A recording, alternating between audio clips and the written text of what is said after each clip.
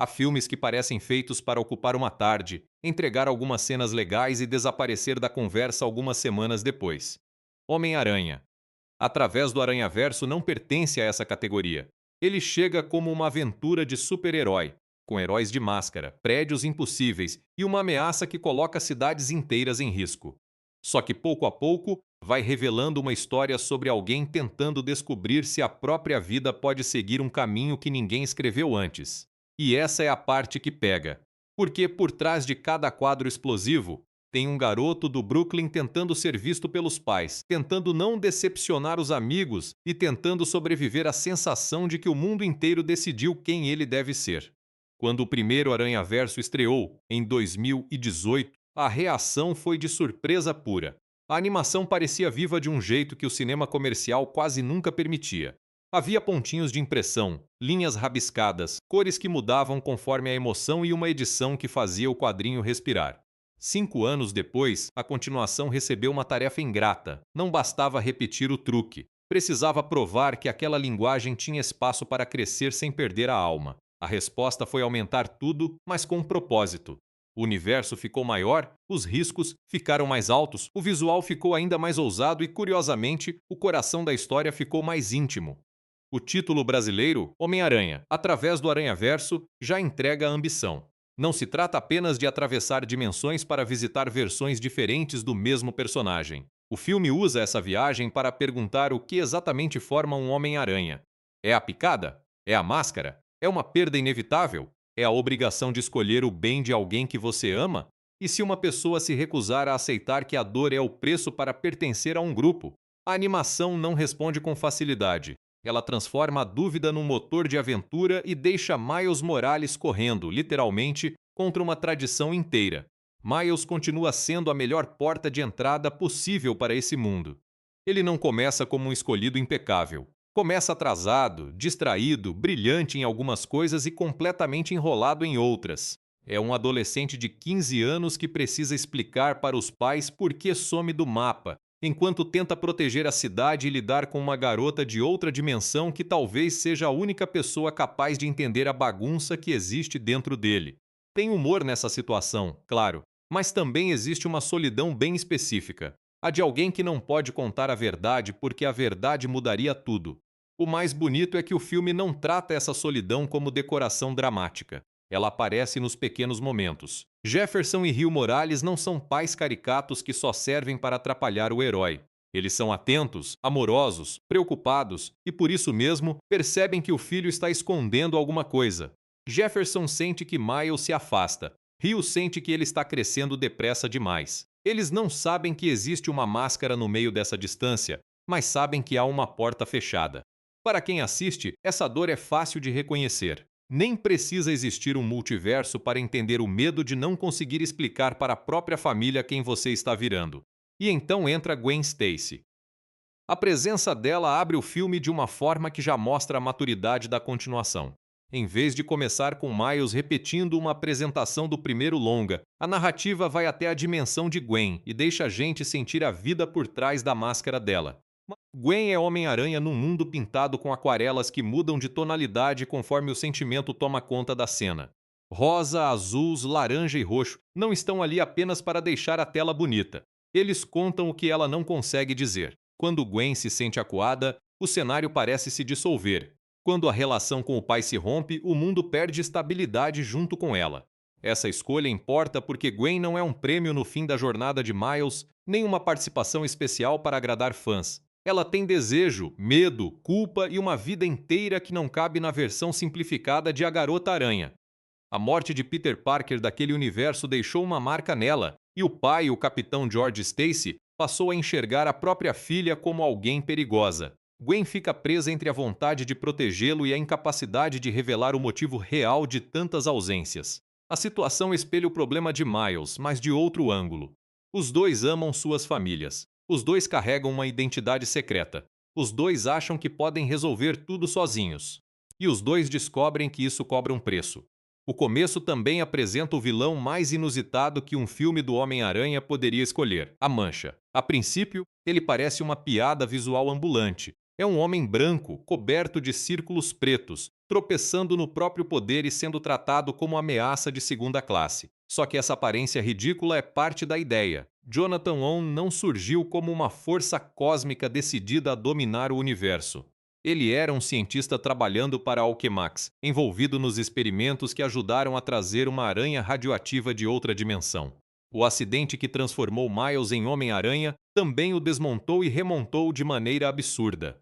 Sua vingança nasce da humilhação, da dor e da necessidade de ser reconhecido por alguém que nem percebeu o estrago que causou. É aí que, através do Aranhaverso, faz algo muito esperto. Liga o destino do herói ao do antagonista sem fingir que eles são iguais. Miles nunca quis machucar Jonathan. Ele era uma criança tentando sobreviver ao caos de um laboratório. Mesmo assim, para a Mancha, tudo que deu errado começa e termina no garoto que recebeu poderes. A ideia de que um herói pode ser o acidente na história de outra pessoa é forte demais.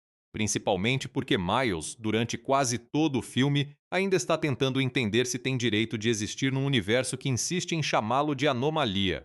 Essa palavra, anomalia, vai perseguir Miles. Para alguns personagens, ela é apenas uma classificação técnica. Para ele, vira uma acusação. Miles foi picado por uma aranha que não deveria estar na dimensão dele. Portanto, segundo uma leitura fria do multiverso, ele não deveria ser Homem-Aranha. Tudo o que aconteceu depois seria um desvio.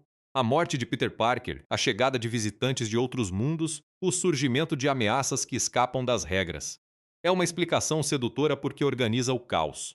O problema é que transformar uma pessoa em erro de sistema é um jeito cruel de evitar qualquer conversa sobre responsabilidade. Quando a gente olha para Miles, fica claro por que essa acusação não se sustenta emocionalmente. Ele salvou pessoas, aprendeu com os erros, assumiu uma responsabilidade que ninguém tinha preparado para ele. A aranha chegou por acaso, mas o heroísmo não. Esse é um detalhe enorme. Poderes podem cair no colo de alguém, caráter não. O filme se recusa a fazer do protagonista um legítimo somente quando recebe aprovação de uma autoridade maior. Miles é Homem-Aranha porque faz as escolhas difíceis quando ninguém está olhando. A partir dessa ideia, todo o confronto seguinte ganha uma camada extra. Não é só uma disputa contra um vilão, é uma disputa pelo direito de narrar a própria vida. No Brooklyn da Terra 610, a rotina de Miles mistura o comum e o extraordinário com uma naturalidade divertida. Ele vai mal em horários, inventa desculpas para chegar em casa, tenta manter boas notas e, no intervalo entre uma bronca e outra, enfrenta uma criatura feita de areia no meio de uma construção. A cena do Sandman é uma apresentação excelente de como Miles evoluiu desde o primeiro filme.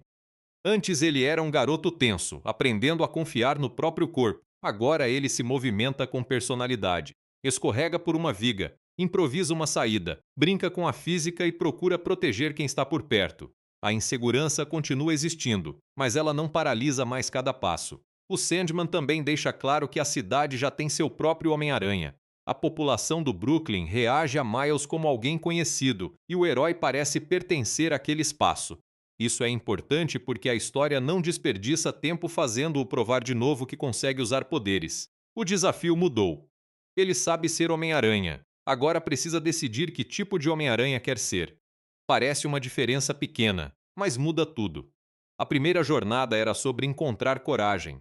Esta é sobre manter a coragem quando pessoas que você admira pedem que você aceite algo que parece errado. Depois de enfrentar a Mancha no mercado, Miles reencontra Gwen. O encontro tem aquela mistura estranha de alegria e desconforto que aparece quando alguém importante some sem explicar nada e reaparece fingindo que o tempo não passou. Miles quer parecer tranquilo, mas cada frase denuncia que ele ficou magoado. Gwen quer falar a verdade, porém traz consigo uma missão, segredos e a ordem de não envolver Miles. A química entre os dois funciona justamente porque nenhum deles sabe se comunicar com perfeição. Eles se interrompem, desviam de assunto, tentam transformar sentimentos em piada e falham de um jeito bastante humano. Existe uma cena no terraço, ao lado de uma caixa d'água, que resume a delicadeza desse vínculo. Os dois conversam sobre o peso de ser diferente, sobre expectativas dos pais e sobre a sensação de não pertencer completamente a lugar nenhum. Não é uma declaração açucarada, é uma pausa. O filme deixa o silêncio fazer parte da conversa. Esse cuidado é raro em aventuras tão aceleradas. A produção entende que, para uma perseguição ter impacto, O público precisa sentir o que pode ser perdido. Antes de Miles atravessar centenas de universos, precisamos acreditar que uma tarde tranquila com Gwen vale alguma coisa para ele. Só que a tranquilidade dura pouco. Gwen veio ao Brooklyn seguindo uma perturbação criada por A Mancha. Junto dela aparecem Peter B. Parker, agora mais velho, mais cansado e inesperadamente pai de uma criança pequena, e Jessica Drew, uma mulher-aranha experiente que conduz uma motocicleta através de portais enquanto prepara a chegada do bebê. A simples presença dos três revela que existe uma organização muito maior trabalhando nos bastidores. Eles não são mais um grupo improvisado reunido por acidente. Existe treinamento, equipamento, protocolos e uma sede central para pessoas-aranha de incontáveis dimensões. Para Miles, essa descoberta parece uma promessa. Finalmente, há um lugar onde ninguém acharia estranho ele falar de teias, portais ou vilões que surgem de universos paralelos. Pela primeira vez desde que assumiu a máscara, ele imagina que talvez não esteja tão sozinho. Essa expectativa deixa a rejeição que vem depois ainda mais pesada, porque a Sociedade Aranha não o enxerga apenas como um companheiro que precisa de apoio. Alguns de seus membros o veem como um risco que deve ser mantido à distância. A exclusão ganha um gosto especialmente amargo quando acontece justamente num espaço que deveria representar pertencimento.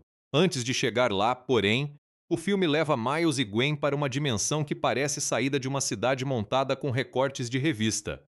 Mumbatan. Esse universo combina Mumbai e Manhattan, mistura placas, trilhos, prédios verticais e uma energia tão intensa que parece estar sempre no meio de uma festa de rua. É onde conhecemos Pavitri Prabhakar, uma versão do Homem-Aranha que trata a vida heróica com uma leveza quase contagiante. Ele é carismático, muito seguro das próprias habilidades e absurdamente orgulhoso de como sua realidade consegue misturar trânsito impossível, comida de rua e grandes dramas sentimentais. Pavitri poderia ser só uma brincadeira visual, mas funciona como outra resposta para a pergunta central do filme. Ele também é Homem-Aranha, só que não precisa copiar exatamente o jeito sombrio e culpado de outras versões. Seu humor não reduz sua competência. Sua comunidade não é cenário exótico. É parte da forma como ele se movimenta, fala e enxerga responsabilidade. A animação respeita isso. Mumbatan tem regras físicas próprias. Uma paleta quente e uma arquitetura que faz a ação acontecer na vertical, em pontes, varandas e veículos improvisados. Cada mundo não muda apenas a paisagem. Muda a gramática da aventura. É nesse lugar que a Mancha deixa de ser engraçado. Ele retorna mais poderoso, mais concentrado e, principalmente, mais consciente do que pode fazer. Seus buracos já não são obstáculos de desenho animado. Eles se tornaram portas que dobram espaço, apagam partes do ambiente e permitem ataques em ângulos imprevisíveis. A Mancha aprende a se mover entre dimensões, absorve energia de experiências que não deveria tocar e transforma a frustração numa missão grandiosa. A presença dele fica mais ameaçadora porque a história não abandona a origem patética. Aquele homem que era ignorado decidiu que nunca mais será pequeno e agora tenta forçar o universo inteiro a reconhecer sua importância. Durante a batalha em Mumbatan, Miles, Gwen e Pavitri precisam impedir um colapso em cadeia. Há um ônibus cheio de pessoas em risco, um trem, prédios desabando e o pai da namorada de Pavitri prestes a cair num momento que parece obedecer a uma lógica trágica já conhecida pelas histórias do Homem-Aranha. Miles escolhe salvar todos. Ele não mede a decisão numa tabela de danos possíveis. Ele vê pessoas e age. Esse impulso é o que qualquer espectador espera de um herói. Mas o filme rapidamente vira a chave e pergunta: e se o sistema considerasse essa escolha um erro? Miguel O'Hara aparece para explicar a ameaça com uma autoridade assustadora. Ele é o Homem-Aranha do ano 2099, líder da Sociedade Aranha, e não tem o humor fácil que costuma acompanhar tantas versões do personagem. Miguel fala e se move como alguém carregando um peso que ninguém mais compreende totalmente. Sua aparência é mais intimidadora, suas garras substituem a familiar leveza das teias e sua raiva parece sempre a um segundo de escapar. Quando ele olha para Miles, não vê apenas um menino impulsivo. Vê uma variável capaz de destruir mundos inteiros. Miguel apresenta a ideia dos chamados eventos canônicos, acontecimentos recorrentes que moldariam a jornada de cada Homem-Aranha. Em muitas realidades, um capitão de polícia próximo ao herói morre tentando salvar alguém. Em outras, existe uma perda que obriga o personagem a amadurecer. Segundo Miguel, essas tragédias não são coincidências narrativas, são pilares que seguram a estrutura do multiverso. Interferir nelas pode fazer uma realidade se desfazer. É uma explicação que parece objetiva, quase científica, mas também carrega uma visão muito antiga sobre heroísmo. Para ser digno, alguém deve sofrer de uma maneira específica. O filme é inteligente porque não transforma Miguel num vilão de desenho que quer causar destruição por prazer. Ele acredita, de verdade, que está impedindo catástrofes. Uma experiência pessoal o traumatizou e o convenceu de que brincar com destinos tem consequências irreversíveis. A dor dele é real. A responsabilidade de comandar milhares de pessoas-aranha também é real. Só que uma convicção nascida do trauma ainda pode virar uma prisão. Miguel passou a defender uma ordem onde o sofrimento de alguns é tratado como custo inevitável para a sobrevivência de todos. Miles escuta isso e percebe que, em breve, alguém que ama pode ser colocado nessa conta. O centro da Sociedade Aranha é uma das grandes vitórias imaginativas do filme. O lugar parece uma estação, uma cidade suspensa e uma colmeia ao mesmo tempo. Há centenas de silhuetas com máscaras diferentes, movimentos diferentes e estilos visuais que se chocam sem se anular. A Lego Spider-Man existe ao lado de personagens em traço de mangá, figuras feitas de rabiscos e versões que lembram cartoons antigos. Para a equipe de animação, essa mistura poderia ter virado poluição.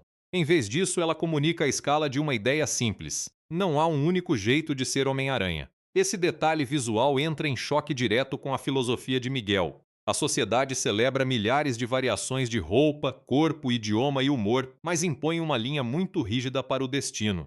Pode existir um porco-aranha, um cavaleiro-aranha ou uma heroína criada com outro tipo de desenho, desde que todos aceitem a mesma tragédia no momento certo. Miles enxerga a contradição. A organização gosta da diversidade como espetáculo, mas tem medo da diversidade quando ela questiona a regra principal. É por isso que o conflito do filme fica muito maior que uma briga entre heróis. Trata-se de discutir quem tem o poder de definir quais vidas podem ser salvas. Peter B. Parker ocupa um lugar sensível nessa discussão.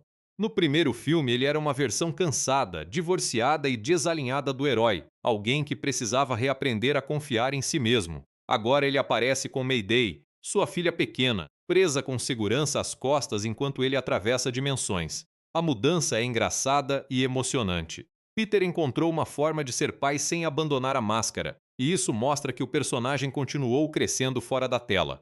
Ao mesmo tempo, ele se tornou parte de uma estrutura que escondeu informações cruciais de Miles. A amizade entre os dois passa por essa tensão dolorosa. Mayday é quase uma bomba de energia no meio das cenas. Ela não entende as regras, não respeita a seriedade do ambiente e parece perfeitamente confortável entre teias e portais. Mas sua presença também reforça o tema da paternidade que atravessa o longa. Peter não quer perder a filha. Jefferson não quer perder a conexão com Miles. George e Stacy não sabe como alcançar Gwen. Miguel carrega a ausência de uma família que não conseguiu preservar. Cada adulto no filme toma decisões a partir desse medo e os adolescentes precisam lidar com as consequências. Não é por acaso que Miles reaja tão forte quando descobre que o pai está ligado a um evento canônico. Para ele, aquilo deixa de ser uma teoria e ganha o rosto de casa. Gwen, por sua vez, precisa escolher entre obedecer a Miguel e não abandonar Miles de novo. Ela foi acolhida pela sociedade num momento em que seu próprio mundo parecia ter virado contra ela. Essa acolhida teve preço.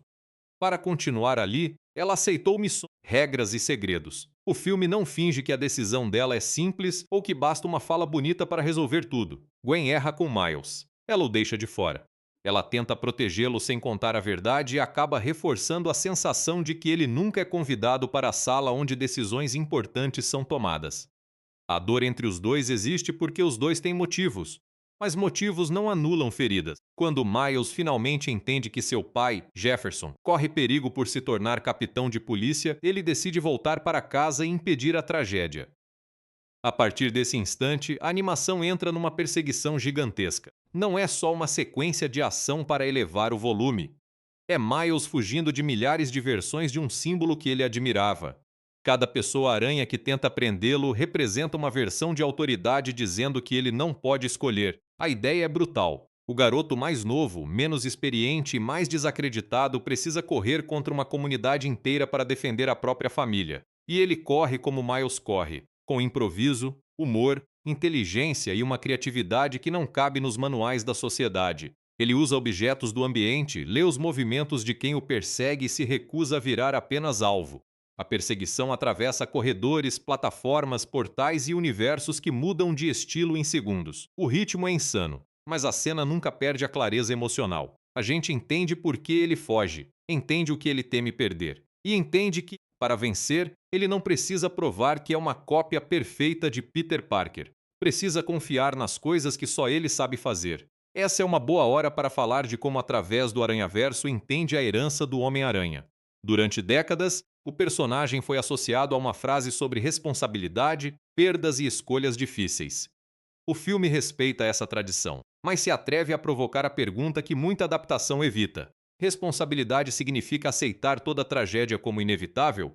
Ou significa tentar, com tudo que se tem, impedir que uma tragédia aconteça? Miles não quer escapar do dever.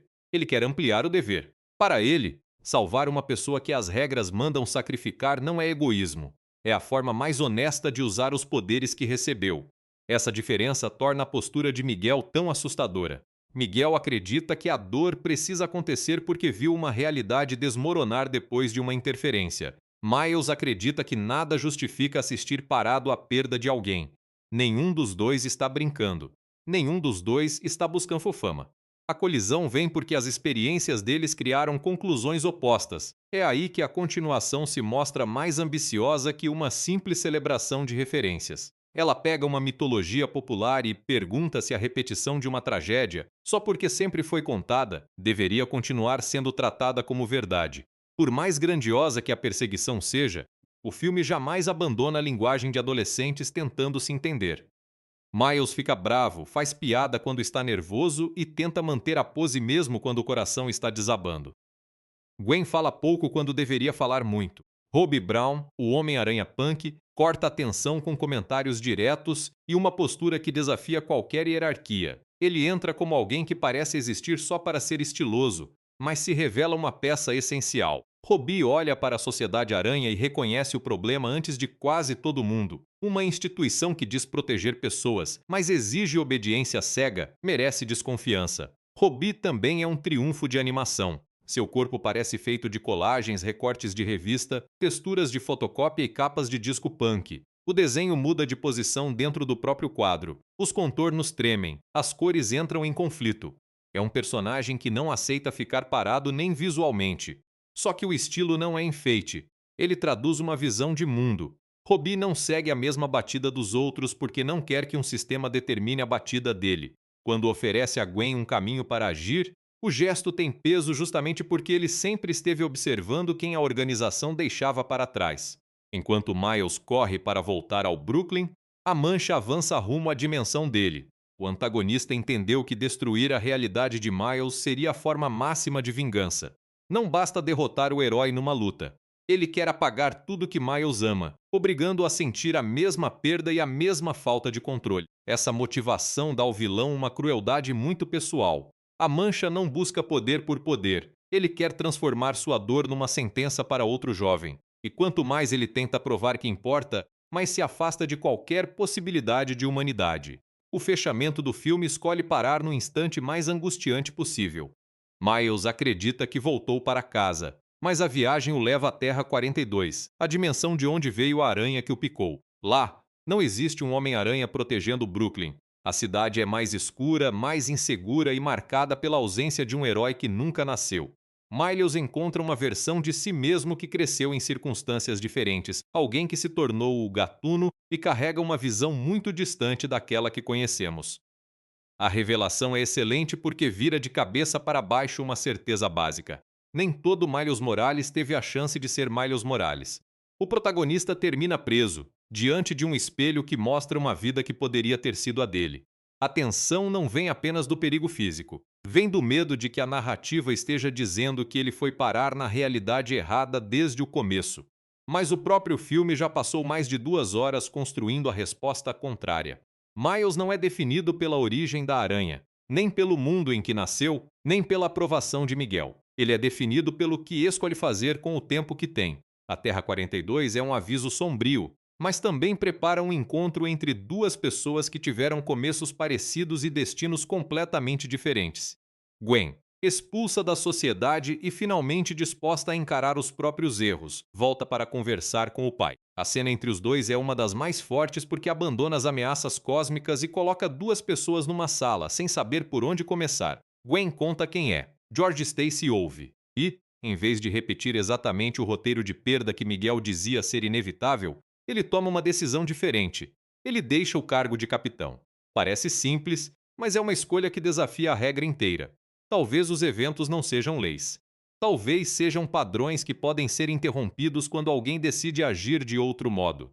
Essa pequena virada oferece uma esperança enorme para o próximo capítulo. Não porque resolve tudo, mas porque prova que o destino não é uma parede. Gwen então reúne um grupo para encontrar Miles, Peter B. Parker, Pavitri, Hobie, Penny Parker, Spider-Man e Spider-Man Noir fazem parte da equipe que se prepara para cruzar dimensões. A reunião tem energia de quadrinho, humor de amigos e promessa de guerra. Só que o filme para antes da resposta. Ele termina com heróis se organizando, um vilão avançando, uma família ameaçada e Miles preso no pior lugar possível. É um corte ousado para uma grande produção, quase como fechar uma edição no momento em que a página vira rápido demais. Essa escolha dividiu algumas pessoas, porque através do Aranhaverso não entrega uma conclusão tradicional. Ele funciona como segundo ato de uma história maior e assume isso sem pedir desculpas. Para mim, essa é parte da força e também da única frustração genuína do filme. O longa é tão vivo, tão cheio de ideias e tão interessado nos seus personagens que dá vontade de continuar imediatamente. A interrupção deixa uma sensação de queda livre, mas ela não apaga o que foi construído. Miles e Gwen completam arcos emocionais importantes.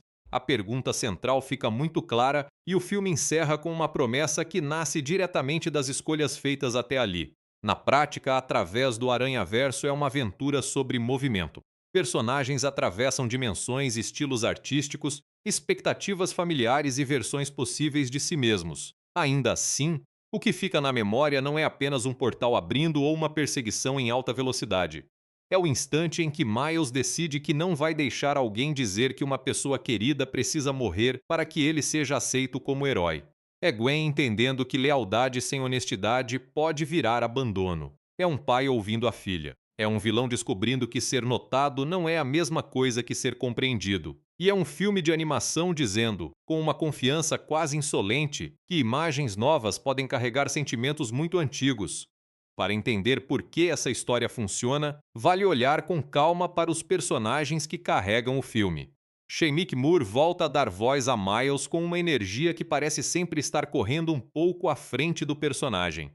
A interpretação tem rapidez quando Miles está brincando, hesitação quando ele quer dizer algo importante e firmeza nas horas em que o herói decide não ceder. Não é uma atuação que procura grandiosidade o tempo todo. O trabalho fica mais interessante nos instantes em que Miles tenta disfarçar uma emoção. Ele fala depressa demais perto de Gwen, responde aos pais com uma defesa meio torta e vira criança por alguns segundos quando encontra Peter B de novo. Essas mudanças deixam o protagonista concreto. No desenho, Miles também ganhou uma presença ainda mais definida. O uniforme preto e vermelho continua remetendo ao primeiro filme, mas o corpo se move com outra confiança. Ele usa a cidade como um lugar que conhece. O balanço nas teias não é uma cópia do jeito de Peter Parker. Tem um ritmo mais improvisado, mais próximo de alguém que aprendeu experimentando.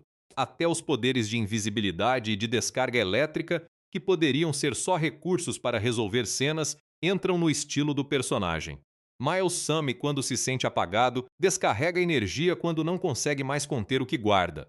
A ação e a emoção conversam sem precisar de explicação didática. Hailey Steinfeld encontra em Gwen um equilíbrio especialmente difícil. Gwen precisa ser cool o suficiente para parecer alguém que Miles admira, vulnerável o suficiente para mostrar o medo que esconde e contraditória o suficiente para que a amizade entre os dois machuque de verdade.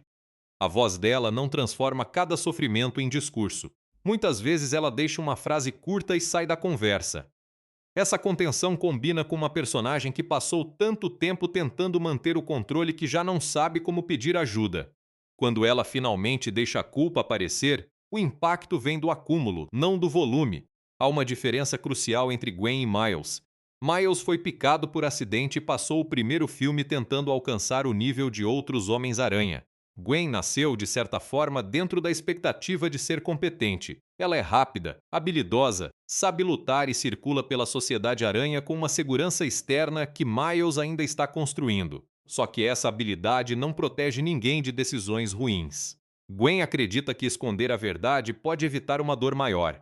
E essa escolha cria exatamente a distância que ela temia. O arco dela é bonito porque não é sobre aprender a lutar melhor, é sobre entender que proximidade exige risco emocional. O pai de Gwen ajuda a dar forma a esse arco. George Stacy não é apresentado como um policial cruel ou incapaz de amar a filha. Ele é um homem de luto tentando encontrar uma explicação para acontecimentos que não compreende. A tragédia de Peter Parker naquele universo o empurrou para uma investigação que colocou Gwen na mira dele. O filme coloca os dois em lados opostos sem desumanizar nenhum. Quando Gwen revela a identidade, não existe uma solução mágica. Há medo, silêncio e a possibilidade de uma conversa que deveria ter acontecido antes. O gesto final de George, ao recusar a trajetória que parecia determinada, é mais poderoso porque vem de uma escuta real, não de uma mudança milagrosa. Brian Tyree Henry e Luna Lauren Velez, como Jefferson e Hill, fazem um trabalho igualmente importante. Em muitos filmes de super-herói, os pais são eliminados da equação, viram alívio cômico ou aparecem apenas para precisar de resgate. Aqui eles têm presença emocional. Jefferson é afetuoso, brincalhão e rigoroso sem se reduzir a uma figura autoritária. Hill percebe nuances que ninguém mais percebe. Quando ela fala sobre o filho crescer e se tornar uma pessoa que ela talvez não consiga acompanhar, existe uma melancolia suave ali. É a fala de alguém que quer dar liberdade e, ao mesmo tempo, gostaria de congelar o tempo por mais um instante. O relacionamento de Miles com os pais é um dos motivos pelos quais a ameaça ao Capitão Jefferson funciona. O filme não inventa de última hora um parente abstrato para colocar em perigo. Ele pega uma relação que o público já viu em cenas domésticas, conversas atravessadas e broncas sinceras. Jefferson não é importante apenas porque pode morrer. Ele é importante porque é pai de Miles. A diferença parece óbvia, mas muda completamente a temperatura do conflito. Quando o garoto desafia Miguel, ele não está tentando salvar uma peça no tabuleiro. Está lutando por uma pessoa que brinca com ele, cobra responsabilidade e acredita que o filho pode fazer coisas grandes. Oscar Isaac faz de Miguel O'Hara uma presença que entra na sala antes mesmo de qualquer frase. A voz grave, controlada e irritada combina com um Homem-Aranha que rejeita quase todos os sinais visuais associados ao personagem. Miguel não lança teias da mesma maneira, não faz piadas para quebrar a tensão e não parece confortável em nenhum grupo. Até o modo como ele salta é mais agressivo. O desenho o coloca como uma figura grande, angular e pesada, quase uma sombra vermelha e azul que comprime o espaço ao redor. Ele parece alguém que decidiu transformar a própria dor em armadura. Isso não significa que Miguel esteja certo. Pelo contrário, uma das qualidades do roteiro é permitir que a experiência dele seja triste sem aceitá-la como argumento definitivo. Miguel tentou ocupar o lugar de uma versão de si mesmo em outro universo, encontrou ali uma família e acreditou que poderia corrigir uma ausência. Quando aquela realidade começou a desaparecer, ele associou diretamente sua intervenção ao desastre. É uma memória terrível. A partir dela, construiu uma doutrina de controle. O problema é que trauma não vira ciência só porque é intenso. Miguel confunde o medo de repetir uma perda com uma lei imutável do universo. Essa confusão aparece na maneira como ele lidera. Ele chama a sociedade de comunidade, mas organiza tudo como uma instituição militar. Há portas que Miles não pode abrir, informações que Gwen não pode compartilhar e decisões tomadas por poucas pessoas em nome de centenas. A distância entre o discurso e a prática é deliberada. O filme está interessado em mostrar como até uma causa aparentemente nobre pode esquecer as pessoas quando passa a pensar apenas em estabilidade. Miguel protege realidades, mas deixa de ouvir indivíduos. E sem ouvir indivíduos, começa a tratar vidas como padrões estatísticos. Jake Johnson retorna como Peter B. Parker e traz uma mudança de tom muito agradável. O Peter do primeiro Aranhaverso era engraçado porque estava num ponto baixo, corpo cansado, casamento desfeito, rotina desorganizada. Nesta continuação, a graça vem de vê-lo melhor. Ele continua desajeitado, continua falando demais e continua capaz de chegar no momento sério com uma observação inesperada. Só que existe uma tranquilidade nova nele. A presença de Mayday mostra que ele encontrou uma forma de aceitar o futuro que antes o assustava. Essa evolução evita que ele seja repetido como uma versão mais velha de Miles. Ao mesmo tempo, Peter B serve como exemplo de alguém bom que toma uma decisão insuficiente. Ele gosta de Miles, confia no talento dele e reconhece o quanto aquele garoto o ajudou. Ainda assim, aceita que informações sobre o pai de Miles sejam escondidas. A cena em que Miles percebe isso tem um peso particular porque não é uma traição de inimigo.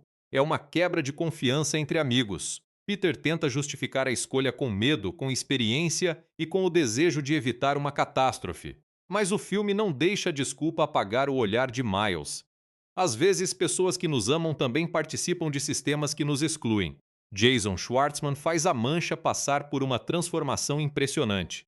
O desempenho vocal começa cheio de constrangimento. Jonathan quer ser levado a sério, mas o próprio corpo sabota qualquer tentativa de pose ameaçadora. Ele cai, se atrapalha e parece sempre alguns segundos atrasado na própria cena. Conforme seus poderes crescem, a voz perde a hesitação.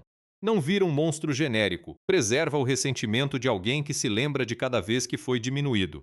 Essa continuidade torna a escalada mais inquietante. A ameaça nasce do mesmo homem, apenas sem a necessidade de pedir licença. Há algo muito contemporâneo nesse vilão. A Mancha vive obcecado por relevância. Ele quer que Mil se lembre dele, quer que a cidade reconheça seu nome, quer provar que sua dor merece um grande significado.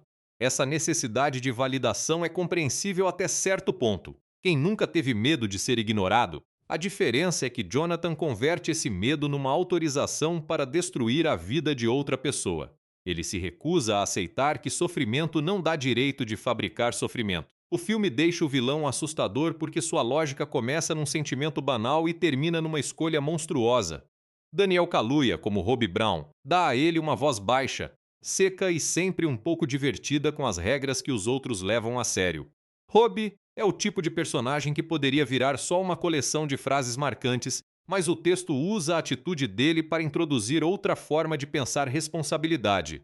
Ele não acredita que proteger alguém exija obedecer a uma instituição. Ele não vê causa em toda desobediência. Ao observar Miles e Gwen, entende que as regras da sociedade não são neutras. Por isso ajuda sem precisar anunciar uma grande filosofia. Ele entrega ferramentas, abre portas e deixa que os outros descubram a própria coragem. O filme é generoso com personagens secundários. Pavitr Prabhakar, dublado por Karan Soni, tem presença curta, mas memorável. Ele brinca com a ideia de um Homem-Aranha que conseguiu construir uma vida razoavelmente feliz. Sua versão de cidade tem perigos, claro, mas ele não carrega cada cena com um peso trágico. Isso funciona como uma pequena provocação ao fatalismo de Miguel. Se há tantas variações possíveis do herói, por que todas precisam ser condenadas à mesma sequência de perdas? Pavitr não oferece uma tese completa, mas sua leveza abre uma fresta importante. Jessica Drew também traz uma energia diferente. Ela é adulta, experiente, grávida e profundamente ligada à missão de Miguel. A animação não tenta tornar sua gestação invisível nem transformá-la numa fragilidade. Jessica luta, pilota e toma decisões difíceis enquanto espera um filho. Ao mesmo tempo, sua lealdade à sociedade mostra como a organização atrai gente competente que acredita estar fazendo o melhor. Ela não é má. Está convencida de que disciplina salva mais pessoas. Essa posição torna o conflito menos simples e mais interessante. Penny Parker, Spider-Ham e Spider-Man Noir aparecem pouco, mas a existência deles reforça uma escolha estrutural. O filme não usa participações especiais apenas como chamada de aplauso. Cada retorno tem uma função de clima, memória ou contraste. Penny lembra que o Aranhaverso já foi um lugar em que linguagens muito diferentes podiam ser amigas. Spider-Man traz uma lógica de desenho animado que quebra a seriedade no momento certo. Noir acrescenta uma teatralidade antiga. Quando eles se juntam no final para ajudar Gwen, o grupo transmite a ideia de que união não precisa significar uniformidade. O crédito de direção é compartilhado por Joaquim dos Santos, Kemp Powers e Justin K. Thompson. Uma produção desse tamanho, especialmente uma animação que mistura tantas linguagens, depende de liderança muito coordenada. O resultado não parece obra de 3 visões brigando pela tela. Parece uma banda em que cada pessoa sabe quando entrar. Dos Santos já tinha experiência com ação animada e séries de super-herói. Kemp Powers vinha de trabalhos como Soul, onde mostrou atenção a personagens e atmosferas. Justin K. Thompson tinha um histórico forte em design e direção de arte. A combinação explica bastante da fluidez entre sentimento, humor e espetáculo visual. Phil Lord e Christopher Miller, produtores e roteiristas associados desde o primeiro filme, continuam sendo forças criativas importantes. Eles ajudaram a estabelecer a regra mais valiosa dessa franquia: adaptar quadrinhos não significa limpar a estranheza dos quadrinhos.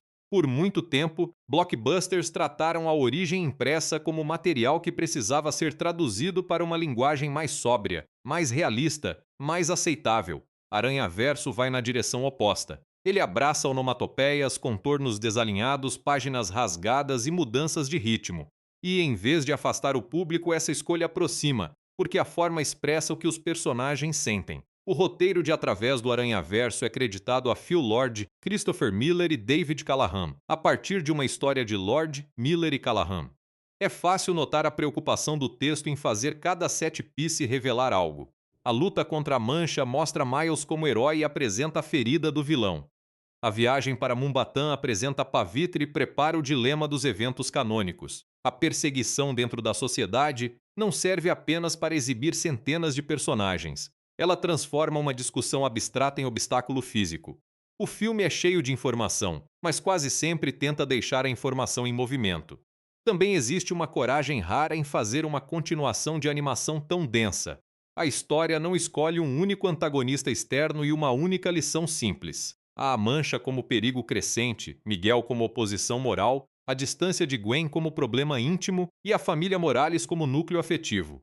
Em mãos menos cuidadosas, esses elementos se atropelariam. Aqui, eles se conectam por uma mesma pergunta: quem decide o que Miles precisa perder? A resposta não é entregue cedo, e a demora faz parte do envolvimento. O filme pede que o público acompanhe a dúvida em vez de apenas esperar a próxima explosão. O desenvolvimento da sequência começou depois do sucesso enorme de Homem-Aranha no Aranhaverso. O primeiro longa ganhou o Oscar de animação e mudou a conversa sobre o que estúdios grandes podiam fazer visualmente. A pressão por uma continuação era evidente. Só que a equipe não poderia simplesmente colocar mais personagens na tela e chamar isso de evolução.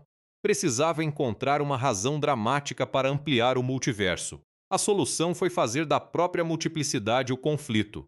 Quanto mais versões do Homem-Aranha aparecem, mais difícil fica aceitar que uma única versão de destino sirva para todas. A produção foi realizada pela Sony Pictures Animation em parceria com a Columbia Pictures e outros produtores ligados à franquia.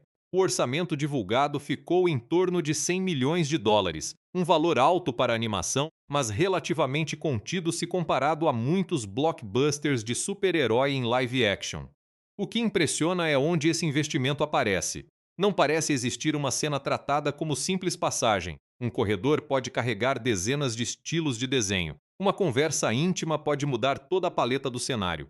A escala não vem só de destruir cidades, vem da quantidade de intenção em cada detalhe. O processo de animação exigiu colaboração de centenas de artistas distribuídos por equipes e estúdios diferentes. A continuação trabalhou com 6 grandes estilos de universo e com muitas variações dentro deles. Isso não quer dizer que cada dimensão tenha um filtro pronto aplicado sobre a imagem. Os artistas precisavam pensar em linha, textura, velocidade, iluminação, composição e até taxa de quadros de modo particular.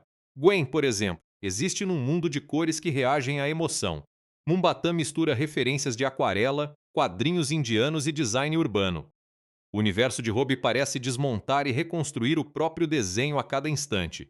Essa complexidade teve custo humano. Reportagens e comentários públicos sobre produções de animação frequentemente lembram que projetos desse porte envolvem prazos difíceis e revisões incessantes. É importante celebrar o resultado sem fingir que um filme tão detalhado surge por mágica. Por trás de um segundo de imagem, há modeladores, animadores, artistas de storyboard, profissionais de efeitos, compositores, equipes de som e muita gente responsável por transformar uma ideia abstrata numa sequência que o público entende em um relance. Quando uma obra parece impossível, normalmente existe trabalho coletivo demais escondido dentro dela. Uma das decisões técnicas mais interessantes está no uso de ritmos de animação diferentes. O primeiro Aranhaverso já brincava com a sensação de que alguns personagens se moviam em cadências distintas. A continuação leva essa brincadeira ainda mais longe. Não é algo que todo espectador vai descrever em termos técnicos, mas o olho percebe. Certas figuras parecem deslizar, outras pulam, outras tremem como se fossem impressas numa página. A percepção de movimento muda conforme o universo e o personagem. Isso dá personalidade sem exigir uma explicação verbal. O trabalho de câmera virtual também merece atenção. Muitas cenas poderiam usar apenas cortes rápidos para parecer grandiosas. Em vez disso, a direção frequentemente escolhe movimentos que acompanham uma trajetória inteira. A câmera cai com um personagem, gira numa curva de prédio, atravessa um portal e encontra outra composição do outro lado. O resultado é vertiginoso, mas não aleatório.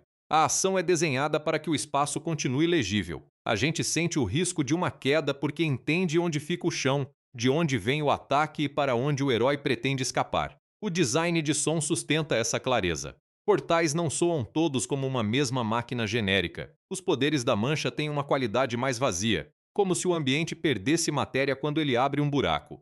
As descargas de Miles têm impacto seco e elétrico. As teias, os passos e as mudanças entre mundos ajudam o ouvido a localizar a cena quando os olhos estão recebendo dezenas de estímulos. É um tipo de trabalho que raramente ganha a conversa mais entusiasmada do público, mas faz uma diferença enorme. Sem ele, a imagem poderia cansar. Com ele, a confusão visual vira música de ação. Daniel Pemberton retorna na trilha e entende perfeitamente que a música não pode tentar uniformizar o filme. Em vez de impor um tema heróico idêntico sobre todos os universos, ele deixa ritmos, instrumentos e texturas variarem. Há batidas que conversam com o Brooklyn de Miles, sons mais eletrônicos perto de Miguel e caminhos mais experimentais quando a história atravessa realidades estranhas. A trilha não precisa dizer ao público que uma cena é triste ou empolgante de maneira óbvia. Ela acompanha a vibração que já existe na animação e dá unidade ao conjunto sem apagar as diferenças. As músicas escolhidas para a trilha sonora também ajudam a situar Miles como adolescente de 2023, não como símbolo abstrato de heroísmo. O gosto musical dele faz parte do jeito como ocupa a cidade e da forma como se relaciona com Gwen. Isso já era verdade no primeiro filme, mas aqui o elemento volta mais integrado. A cultura ao redor do personagem não é um acessório de marketing. O Brooklyn de Miles tem vozes, cores, grafites, sons e hábitos específicos. Ele luta por aquele lugar porque aquele lugar formou quem ele é. O visual de Gwen talvez seja o exemplo mais poético da fusão entre desenho e emoção. Em várias cenas, o fundo atrás dela muda sem ninguém explicar por quê. Quando existe conforto, as cores se espalham delicadamente. Quando a conversa com o pai pesa, manchas de tinta ocupam o ambiente e os contornos parecem perder firmeza.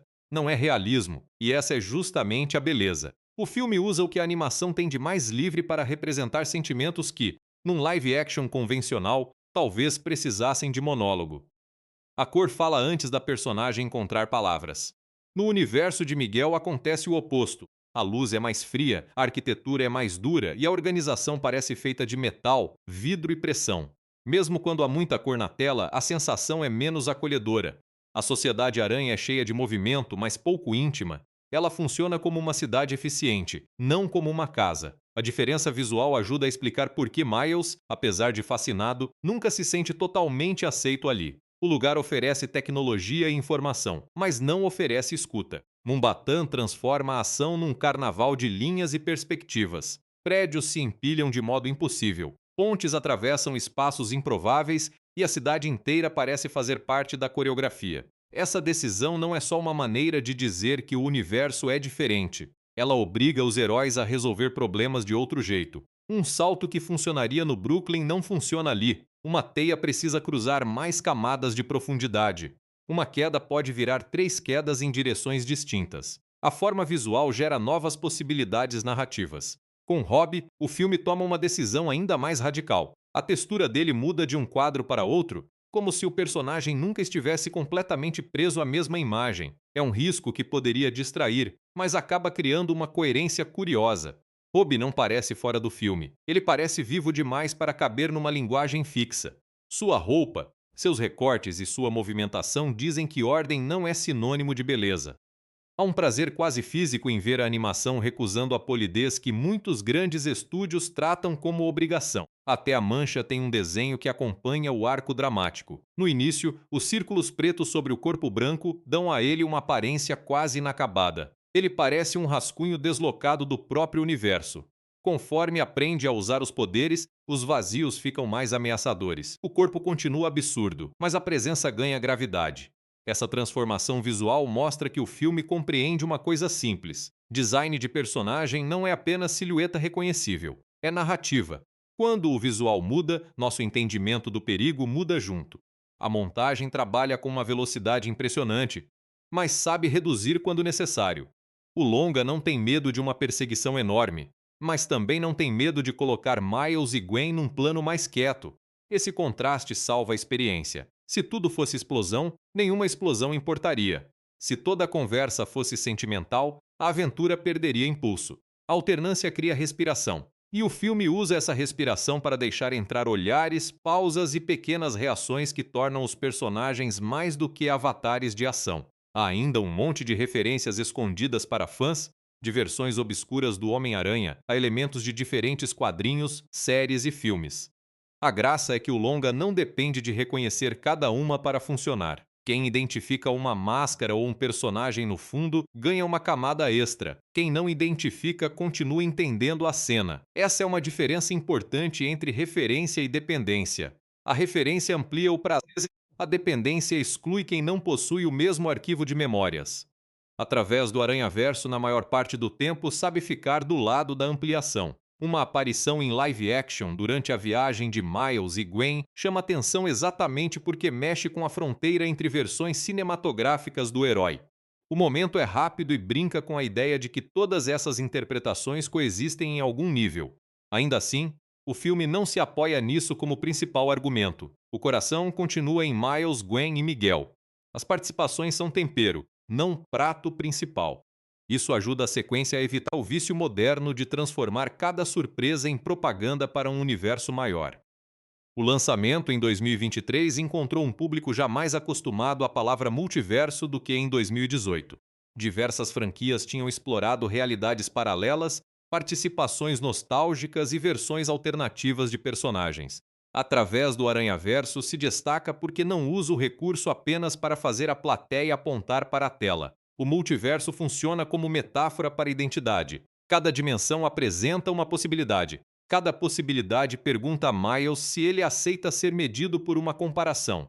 A ideia tem escala de ficção científica, mas a sensação é muito adolescente. Todo mundo ao redor parece saber quem você deveria ser. Na recepção, o filme foi celebrado por crítica e público pelo visual, pela ambição e pela profundidade emocional. A bilheteria mundial ultrapassou 690 milhões de dólares, tornando-se um sucesso enorme bem acima do primeiro longa.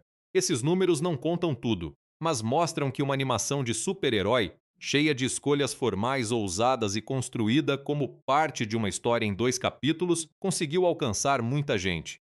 É uma vitória relevante num período em que tantas produções caras pareciam apostar na repetição mais segura possível. O reconhecimento também veio em premiações e listas de melhores do ano. A continuação foi indicada ao Oscar de melhor animação e recebeu prêmios importantes em associações de críticos. Mais do que troféus, porém, ela gerou conversa. Pessoas discutiram detalhes dos mundos, teorias sobre eventos canônicos, decisões de Gwen, o futuro de Miles e até aspectos técnicos que normalmente ficariam restritos a profissionais da área. Quando uma animação faz o público falar de cor, taxa de quadros, textura e composição com entusiasmo, alguma coisa especial aconteceu. É curioso perceber como, através do Aranhaverso, responde a uma fadiga que parte do público sentia em relação a filmes de herói. Não responde dizendo que super-heróis precisam ser mais sombrios, mais violentos ou mais irônicos. Responde lembrando que o gênero ainda pode ser surpreendente se a forma tiver tanto cuidado quanto a marca. Não basta vestir alguém com um uniforme conhecido e aumentar a ameaça. É preciso encontrar uma ideia que mereça aquela aventura. Aqui, a ideia é poderosa. Talvez o heroísmo não seja obedecer a uma história pronta, e sim insistir em escrever uma saída quando toda a tradição diz que não existe saída. Por isso, quando o filme acelera rumo ao fim, O sentimento não é apenas de expectativa pela próxima batalha, é de curiosidade sobre o que Miles fará com a informação que recebeu. Ele sabe que a mancha vem para seu mundo, sabe que Miguel acredita que o pai precisa morrer, sabe que Gwen o decepcionou, embora ainda se importe com ela. Sabe que está numa dimensão hostil diante de uma versão de si mesmo que escolheu outro caminho. O garoto que começou a história tentando equilibrar aulas, pais e patrulhas agora precisa decidir se consegue sustentar a própria visão de heroísmo quando ela custa tudo.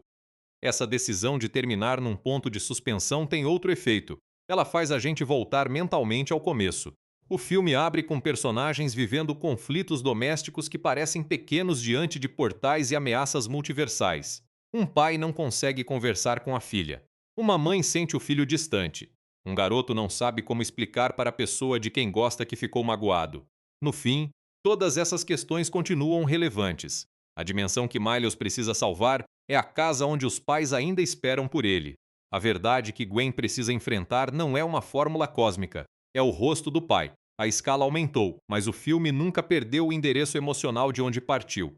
Esse cuidado ajuda a explicar por que a história alcança pessoas que nem acompanham cada detalhe da mitologia do Homem-Aranha. A aventura tem personagens reconhecíveis, mas os sentimentos não dependem de conhecer décadas de histórias em quadrinhos.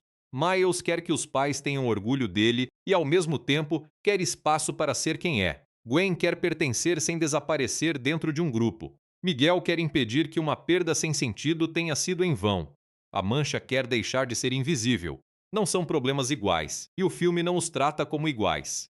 Mas todos falam de identidade, pertencimento e da dificuldade de lidar com a própria dor sem transformá-la numa regra para os outros.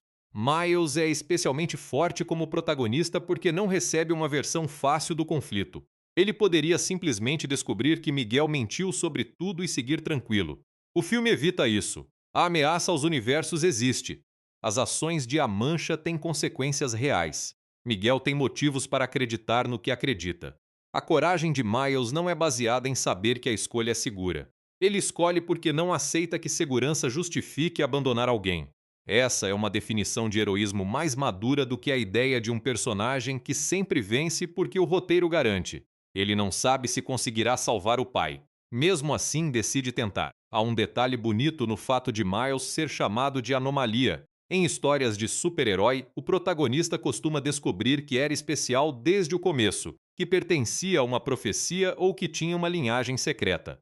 Miles passa pelo caminho inverso. O filme coloca uma instituição inteira dizendo que ele é um erro, e em vez de corrigir isso com uma revelação de sangue nobre ou destino oculto, mostra que valor não depende de encaixe. Ele se torna especial porque escolhe agir quando ninguém lhe concede um lugar. Para muita gente que já se sentiu deslocada, essa inversão fala alto. Também vale reparar que o filme não oferece a Miles uma resposta pronta na forma de outro adulto sábio.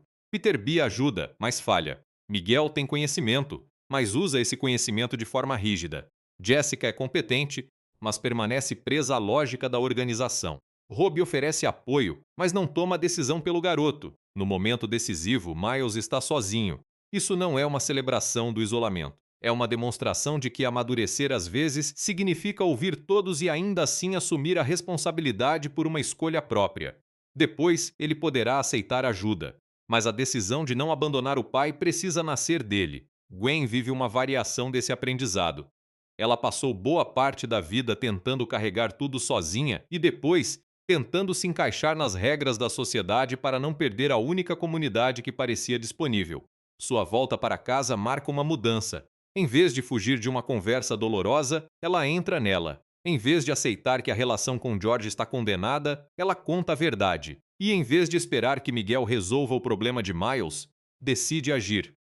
É uma jornada sobre responsabilidade também, mas numa chave diferente. Gwen aprende que proteger alguém sem permitir que essa pessoa participe da verdade pode ser uma forma de controle. A amizade entre Miles e Gwen se torna mais interessante justamente porque não é perfeita. Filmes de aventura frequentemente têm medo de deixar um casal ou uma dupla principal passar por uma fratura real. Aqui, Gwen machuca Miles. Ele tem direito de sentir raiva. A narrativa não corre para apagar essa raiva com uma reconciliação imediata. Ela entende que confiança precisa ser reconstruída. Isso dá ao futuro encontro dos dois uma expectativa mais rica. Não basta eles voltarem a fazer piadas em cima de prédios. Será preciso que Gwen reconheça a escolha que fez e que Miles decida se consegue abrir espaço para ela de novo. O universo de Terra 42 amplia ainda mais o tema das condições que formam uma pessoa. A outra versão de Miles não é apresentada como alguém naturalmente cruel. A cidade em que cresceu teve menos proteção, mais abandono e uma ausência central. Não havia Homem-Aranha por perto. O filme convida o público a imaginar o efeito disso sem reduzir o personagem a uma fórmula. Ele ainda é Miles, mas tornou-se outra pessoa porque viveu outro conjunto de perdas e pressões. Essa revelação é um antídoto contra a ideia simplista de destino. Se mundos diferentes produzem versões tão diferentes de alguém, então o contexto importa. Escolhas importam. Apoio importa. O Gatuno da Terra 42 também cria uma imagem poderosa para o encerramento. Em vez de encarar um inimigo que parece totalmente estranho, o Miles da Terra 6610 encara um reflexo distorcido. A máscara, a postura e a energia do outro garoto funcionam como uma pergunta. Quem você seria se tivesse sido deixado num lugar mais cruel? O filme não tem tempo de responder ainda, mas a pergunta prepara um conflito que deve ser mais emocional do que uma luta comum. A solução não pode vir apenas de socos ou teias. Precisa passar pela capacidade de Miles de reconhecer humanidade em alguém que o vê como invasor. Enquanto isso, a Mancha representa o caminho oposto. Ele também foi moldado por circunstâncias que não escolheu, mas decide fazer da própria dor uma licença para apagar outros mundos. Essa oposição não é discreta. O filme coloca dois personagens que se sentem deslocados diante de escolhas diferentes. Miles se recusa a aceitar que sua origem o torne um erro. Jonathan se agarra à própria origem como justificativa para se tornar destrutivo. Um procura conexão mesmo quando é rejeitado. O outro transforma a rejeição em combustível para isolamento. A comparação evita que a história romantize sofrimento. Sofrer explica muita coisa, mas não absolve tudo. Para uma franquia que lida com tantas versões do mesmo ícone, a escolha de colocar diversidade no centro é muito significativa. Miles não é apenas mais um Homem-Aranha com uma roupa diferente. A cultura, a família, a música e o bairro dele mudam a forma como a história se organiza. Gwen não é apenas uma contraparte feminina. Seu universo tem uma linguagem emocional própria, e sua relação com o pai tem outro peso. Pavitre não é uma piada sobre uma cidade distante. Ele tem humor, referências e movimentos que pertencem à realidade dele. Hobby não é uma pose. A forma anárquica de existir é parte da função dramática que cumpre. O filme mostra, na prática, que representação não funciona quando o personagem aparece apenas para comprovar uma lista. Representação funciona quando uma pessoa tem ponto de vista. Miles observa o mundo de um jeito que ninguém mais observa. Rio fala com ele de um jeito que ninguém mais falaria. O encontro entre essas vozes cria uma aventura mais rica. Não se trata de dizer que uma versão substitui outra. O Aranhaverso fica mais interessante porque permite coexistência. O problema começa quando a coexistência exige que todo mundo sofra do mesmo jeito para ser considerado legítimo. É impossível falar de legado sem lembrar o impacto do primeiro filme. Homem-Aranha no Aranhaverso abriu uma porta que várias produções posteriores tentaram atravessar. De repente, o grande público passou a aceitar animação com textura, imperfeição, mudança de cadência e referências gráficas visíveis. Antes, muitos estúdios pareciam buscar uma superfície cada vez mais lisa, personagens com materiais realistas e iluminação que imitava a fotografia. O primeiro Aranhaverso provou que a estilização podia ser comercial e emocionalmente poderosa. Através do Aranhaverso consolida essa descoberta e vai além. Não existe um único modo de ser estilizado. Essa diferença importa porque influência pode virar cópia muito depressa. Depois de um sucesso visual, é comum aparecer em obras tentando reproduzir a mesma combinação de linhas, efeitos e montagens rápidas. A continuação evita copiar até mesmo a si própria. Ela preserva alguns princípios do primeiro longa, como a liberdade gráfica e a atenção à subjetividade, mas amplia o repertório. O resultado parece menos uma fórmula e mais uma demonstração de possibilidades. É como se o filme dissesse para outros artistas: não usem este estilo porque funciona. Encontrem a forma que o seu filme pede. No campo dos filmes de super-herói, o legado é ainda mais curioso. Através do Aranhaverso, ama profundamente a mitologia do Homem-Aranha. Conhece as poses, os vilões, as perdas, os nomes de personagens obscuros e a história editorial. Mas amor não significa obediência cega. O filme olha para alguns padrões repetidos e pergunta se eles continuam sendo inevitáveis. Essa postura é saudável para qualquer franquia longa. Símbolos populares sobrevivem porque podem ser reinterpretados. Quando ninguém questiona o que sempre aconteceu, a tradição vira só uma máquina de repetir cenas conhecidas. Os eventos canônicos funcionam desse modo como uma piada metalinguística e uma ameaça real dentro da história. Todo fã reconhece certos elementos: a morte de uma figura importante, a culpa que acompanha o herói, a responsabilidade que nasce de uma perda. Miguel transforma essas convenções em leis cósmicas. Miles se rebela contra elas. A discussão vale para além do personagem. Quantas vezes o público aceita uma história previsível, só porque ela traz os elementos que associa a uma marca? E quantas vezes uma obra nova é tratada como erro por recusar um caminho já consagrado? O filme coloca essas perguntas no meio da ação e deixa a resposta aberta. Há uma beleza particular em fazer isso por meio de animação. A animação não precisa obedecer à matéria da mesma forma que uma câmera física. Uma parede pode virar página. Uma emoção pode virar uma mudança de cor. Uma pessoa pode estar desenhada em 15 quadros por segundo enquanto outra aparece em 12. Através do Aranhaverso usa essa liberdade com disciplina. O filme é caótico por escolha, não por descuido. Por trás do excesso de imagens existe uma composição rigorosa. Cada estilo tem regras. Cada regra serve a uma emoção ou a uma ideia. Quem vê o longa em uma tela grande percebe uma coisa que se perde um pouco em clipes curtos. As imagens pedem observação. Há planos que merecem pausa, fundos que contam piadas e personagens que surgem por poucos segundos com design completo. Mas a experiência não depende de pausar. Em movimento, tudo passa com energia. Essa dupla qualidade é rara. O filme pode ser assistido como passeio veloz e depois revisitado como galeria de soluções visuais. A cada retorno, alguma escolha pequena aparece: uma textura no cabelo, um padrão no céu, uma transição entre um universo e outro. O cuidado se estende aos figurinos. Cada roupa não é apenas uma variação comercial do uniforme clássico. A roupa de Miles carrega a combinação que o define desde o primeiro filme. Gwen tem desenho mais leve e elegante, com capuz e silhueta que favorecem seus movimentos acrobáticos. Miguel parece uma criatura futurista, com formas que evitam a suavidade do traje tradicional. Robbie parece vestir um manifesto em forma de colagem. Pavitra incorpora detalhes do lugar que protege. É figurino como linguagem, não só como identificação de personagem. Outro ponto que merece ser celebrado é o senso de humor.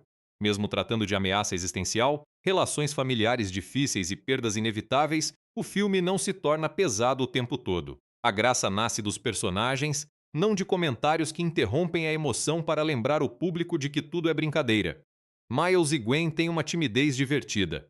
Peter B lida com a paternidade de forma caótica. Pavitra exagera a própria tranquilidade. Robbie desmonta discursos pomposos com poucas palavras. A mancha começa com um constrangimento quase absurdo. O humor dá oxigênio e torna a tristeza mais humana, porque pessoas reais também fazem piada quando não sabem o que dizer.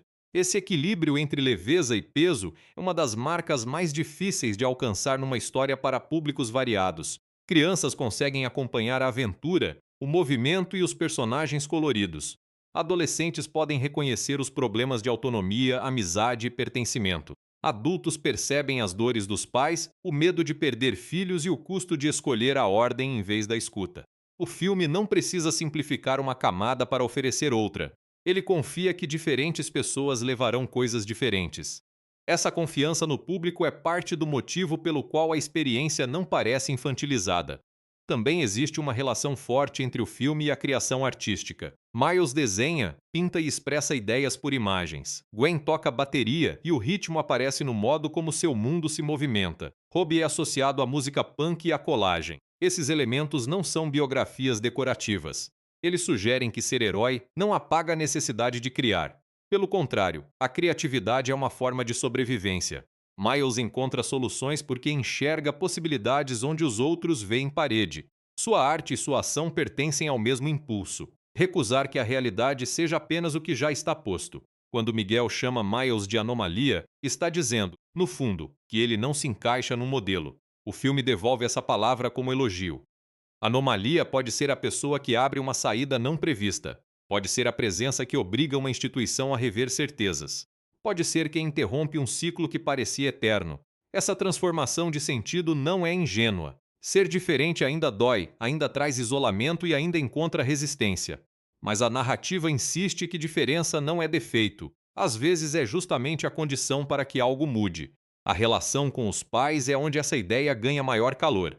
Rio não quer que Miles se torne outra pessoa para agradá-la. Ela quer que ele saiba que sempre terá um lugar para voltar. Jefferson não entende os segredos do filho, mas tenta falar de orgulho, responsabilidade e confiança. Esses adultos não são perfeitos. Eles brigam, pressionam e fazem perguntas que Miles não sabe responder. Ainda assim, representam uma base afetiva que o protagonista teme perder. Salvar Jefferson não é preservar uma peça do passado, é defender o direito de continuar sendo filho enquanto aprende a ser adulto. É por isso que o filme não deve ser reduzido a uma conversa abstrata sobre destino. O destino aqui tem nome, endereço e voz. Quando Miguel explica que um capitão precisa morrer, a teoria parece ampla. Quando Miles percebe que está falando de Jefferson, a teoria se torna intolerável. A história força o público a sentir a distância entre dizer alguma perda precisa acontecer e olhar para uma pessoa concreta. Esse deslocamento é uma crítica poderosa a qualquer lógica que usa números ou padrões para esconder o peso de decisões humanas. Miguel, por sua vez, personifica o perigo de uma certeza que não admite revisão.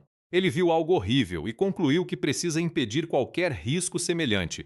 Muita gente reage assim depois de uma perda. Tenta controlar cada variável, fecha portas, cria regras. O problema é que controle absoluto quase sempre cobra a liberdade de outra pessoa.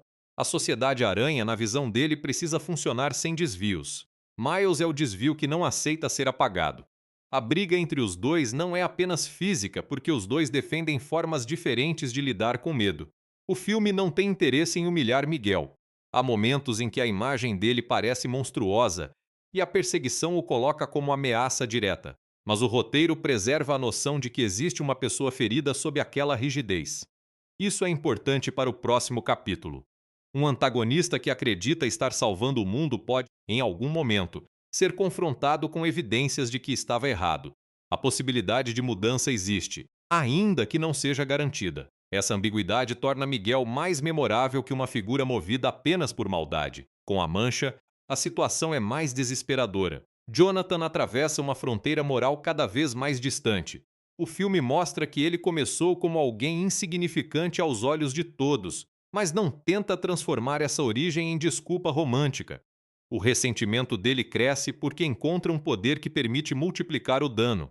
Essa é uma leitura amarga de certas fantasias de vingança. A pessoa não quer justiça, quer que o outro experimente exatamente a sua dor. Miles precisa enfrentá-lo, mas talvez também precise reconhecer o elo acidental que os conecta.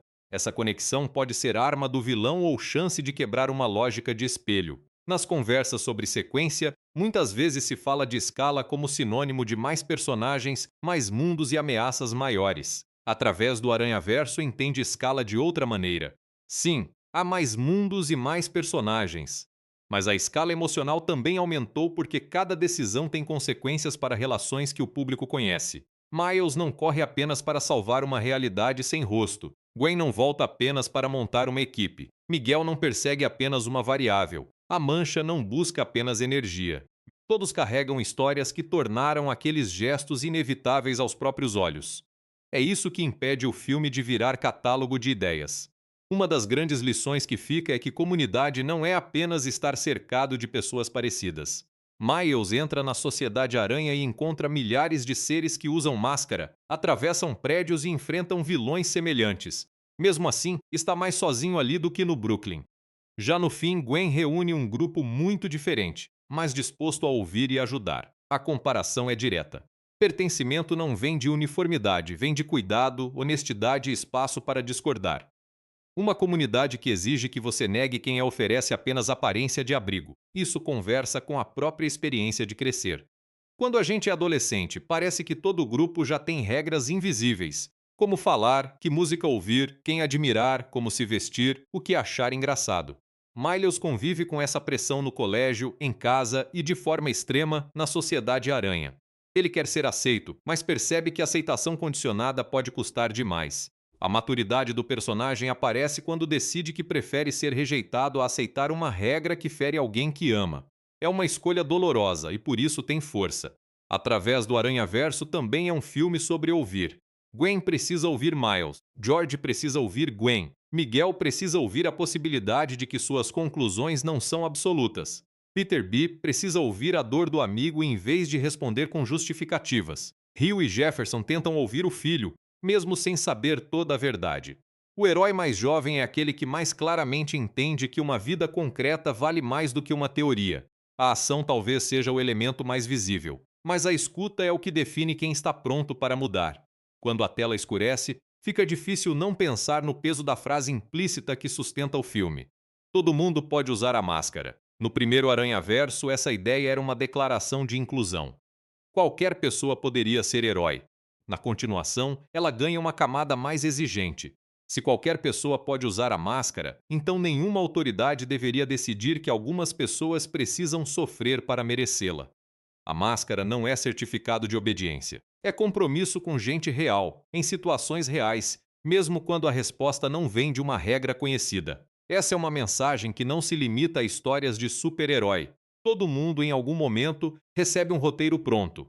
Pode ser uma expectativa da família, uma regra de trabalho, uma tradição social ou uma insegurança própria dizendo que não há alternativa. A força de Miles está em ouvir esse roteiro e perguntar: por quê? Não é rebeldia vazia. Ele não nega a dor, não nega que escolhas tenham custo e não promete salvar todos com facilidade. Só não aceita que a ausência de imaginação seja vendida como maturidade. Para ele, tentar salvar alguém é exatamente o que um herói deveria fazer. Por tudo isso, o Homem-Aranha, através do Aranhaverso, merece ser visto mais de uma vez. Na primeira, a velocidade e a surpresa podem dominar. É normal sair impressionado com a perseguição, com as cores e com a quantidade de personagens. Na segunda, aparecem os detalhes de atuação, os reflexos entre Miles e Gwen, os pequenos gestos dos pais, a transformação gradual de A Mancha e a rigidez cada vez mais triste de Miguel. Numa revisão, o filme parece menos uma coleção de grandes momentos e mais uma construção cuidadosamente conectada. Ele não é perfeito. A decisão de encerrar antes da resolução final pode frustrar quem espera uma aventura fechada.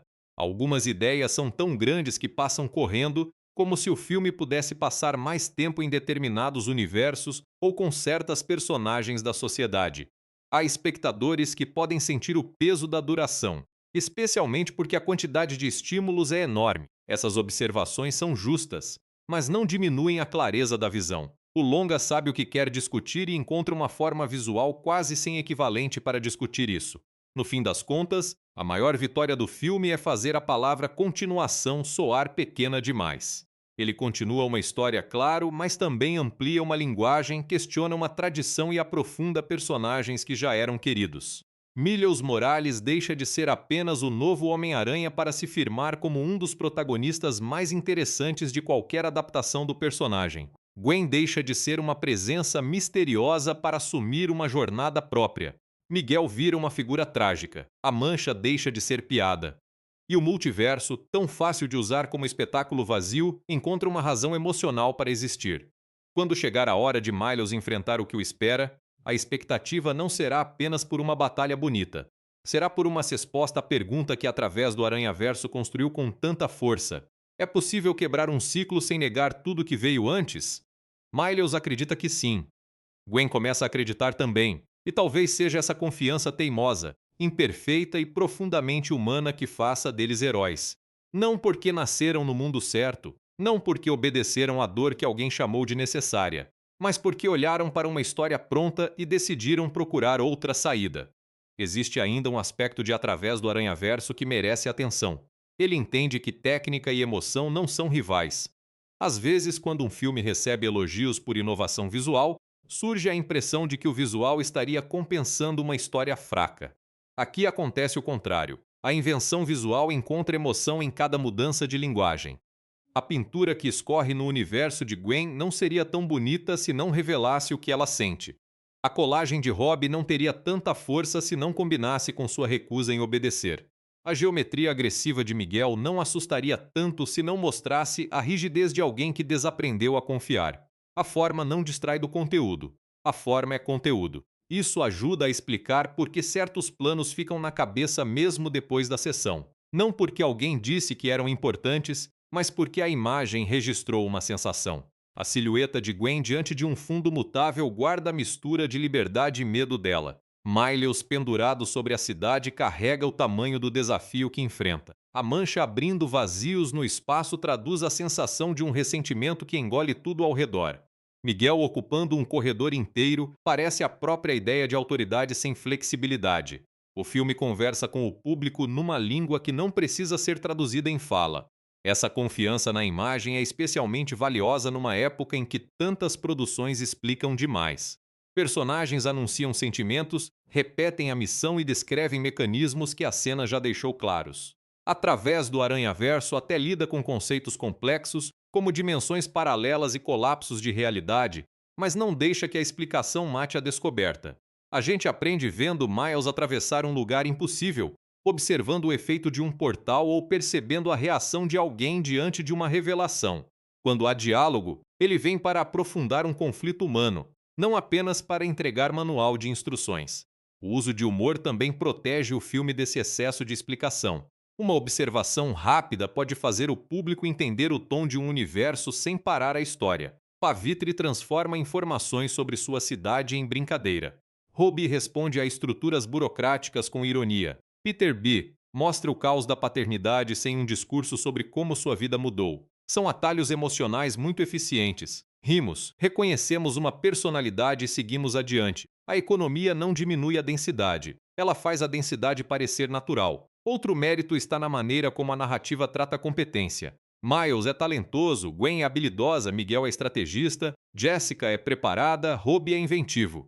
Nenhum deles precisa ser diminuído para que o protagonista brilhe.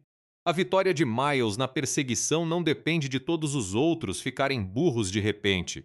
Ele vence uma situação porque lê o ambiente com criatividade, porque conhece os próprios recursos e porque está lutando por algo que entende no corpo.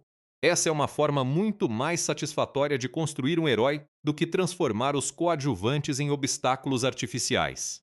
A relação de Miles com a cidade faz parte dessa competência. O Brooklyn não é um mapa genérico de prédios altos. É o lugar onde ele conhece as rotas, reconhece pessoas e entende o que está em jogo.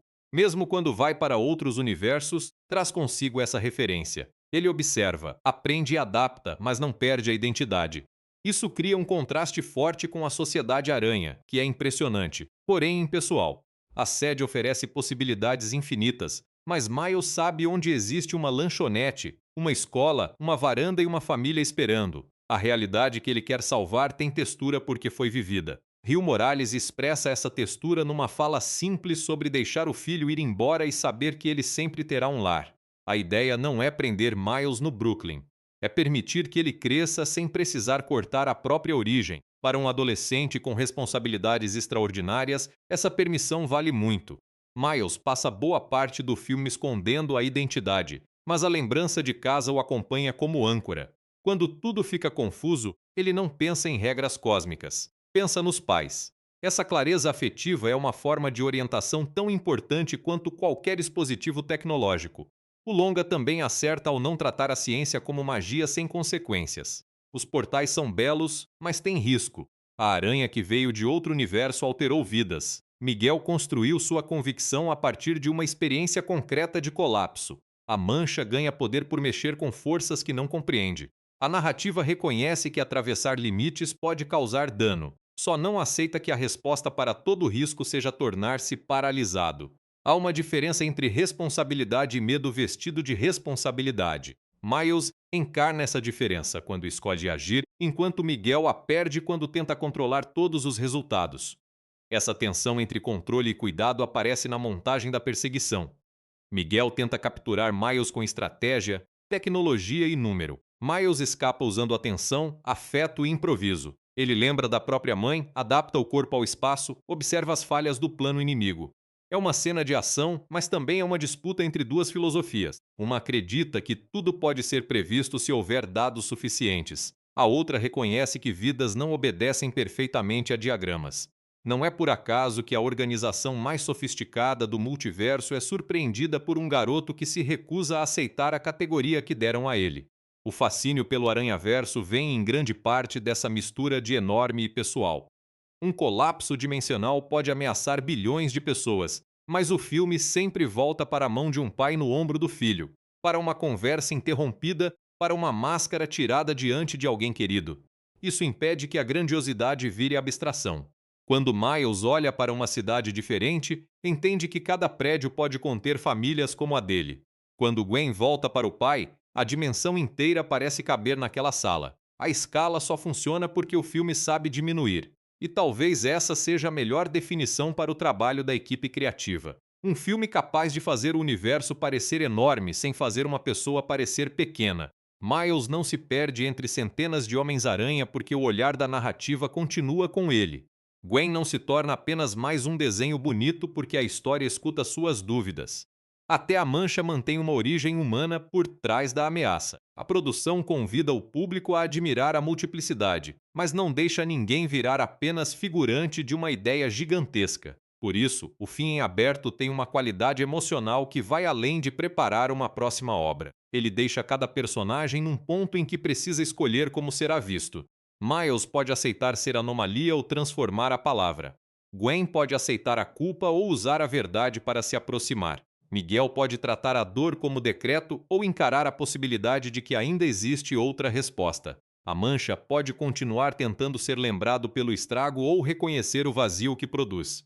Essas escolhas interessam porque o filme gastou tempo mostrando quem cada um é antes de empurrá-los para o limite.